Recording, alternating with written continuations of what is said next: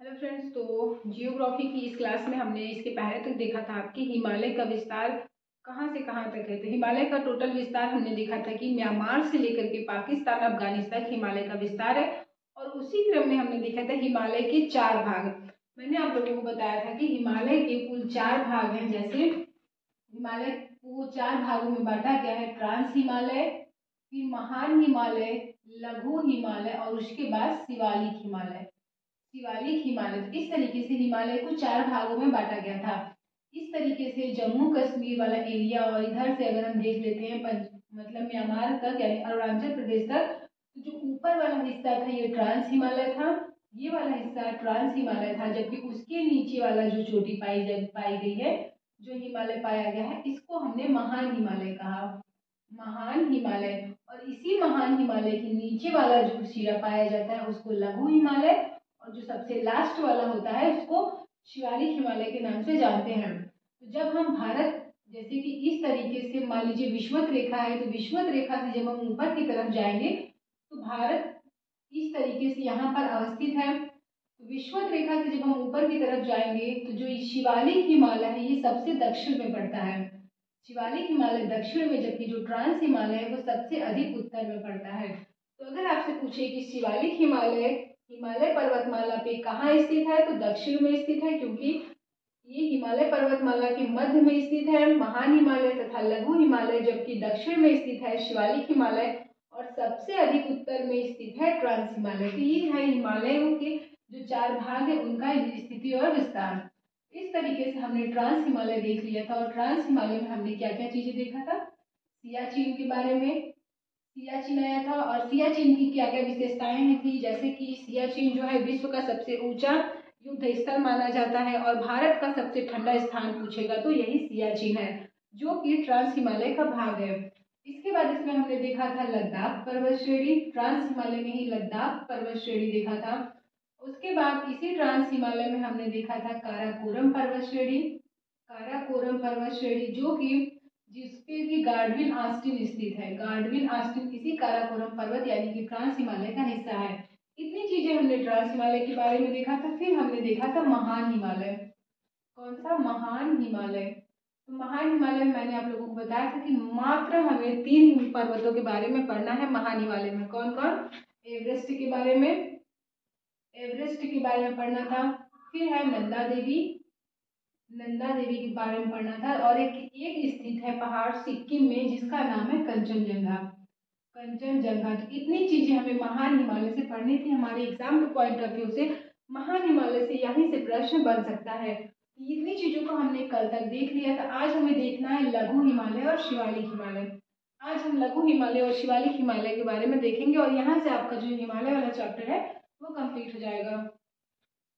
लघु हिमालय की औसत ऊंचाई 4000 मीटर होती है। लघु हिमालय की जो प्रमुख घाटियां हैं, जैसे आपसे पूछे कि हिमालय की जो प्रमुख घाटियां हैं वो कहाँ पाई जाती हैं, तो वो लघु हिमालय का ही हिस्सा है। कुछ हैं जो ट्रांस हिमालय या महान हिमालय में चली जाती है, लेकिन मोस्टली अगर पूछे कि जो मोस्टली घाटियां हैं वो किस हिमालय में पाई जाती हैं, तो लघु हिमालय में ही पाई जाती हैं। जैसे कुल्लू घाटी लघु हिमालय में, कश्मीर घाटी जो है वो महान हिमालय और लघु हिमालय के बीच में स्थित है, कश्मीर घाटी। फिर चुम्बी घाटी, कांगड़ा घाटी, स्पीति घाटी और किन्नौर घाटी, ये हिमाचल प्रदेश में स्थित है। स्पीति और कांगड़ा घाटी हिमाचल प्रदेश में स्थित है। किन्नौर घाटी भी हिमाचल प्रदेश में है। धर्मशाला शहर तथा दलाई लामा कांगड़ा घाटी हिमाचल प्रदेश में स्थित है। आपसे प्रश्न बने कि जो धर्मशाला है वो किस घाटी में है, तो इसी कांगड़ा घाटी में है, और ये कांगड़ा घाटी हिमाचल प्रदेश में स्थित है। दलाई लामा भी इसी कांगड़ा घाटी के हिमाचल प्रदेश में स्थित है, मतलब कांगड़ा घाटी में ही। कश्मीर घाटी में केसर उत्पादन मैक्सिमम होता है। अगर प्रश्न पूछे कि केसर का उत्पादन सबसे अधिक किस घाटी में होता है, तो कश्मीर घाटी में।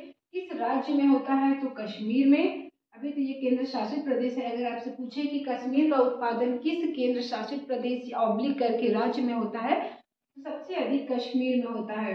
और किस घाटी में होता है, तो इसी कश्मीर घाटी में केसर का उत्पादन मैक्सिमम होता है।